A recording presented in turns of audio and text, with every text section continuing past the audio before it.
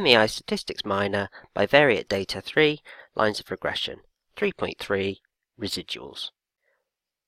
The residual of a data point is a measure of the error from the regression line. Remember, the random variable y has experimental error. The residual is defined as the observed value of y minus the value from the regression line, and it can be negative. So visually, if we draw on our regression line, then it's going to be this value minus this value. It's going to be that distance, and it's going to be positive if it's above the line.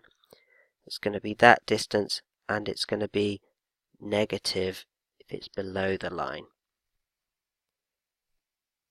If we recall that the regression line is of the form y equals a plus bx, and we consider this coordinate to be xi, yi,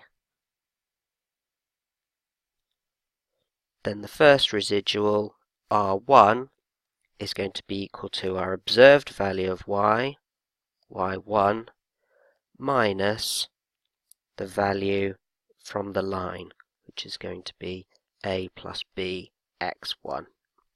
If we then take that out of the bracket, it's y1 minus a minus b x1. Informally, the smaller the magnitude of the residuals, the better the regression model is. So that is a general form of the residuals. Ri equals yi minus a minus b xi. We recall that the regression line we've been using is the least squares regression line. The reason why we call it that is because it minimizes the square of the residuals. So if we consider adding up all of the square of the residuals, it minimizes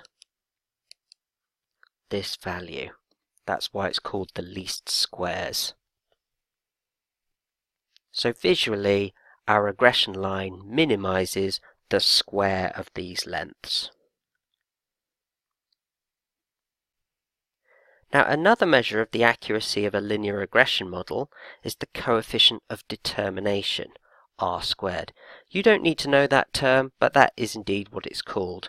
And the R in this case is the value of the product moment correlation coefficient.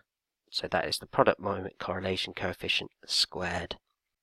We recall that R lies between -1 and 1, so R² is going to lie between 0 and 1. If our coefficient of determination is 1, that is a perfect model. So all of the points are on the regression line. 0 is a useless model.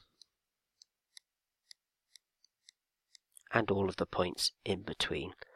Guidelines for the scale depend on the application, and that's beyond the scope of Statistics Minor.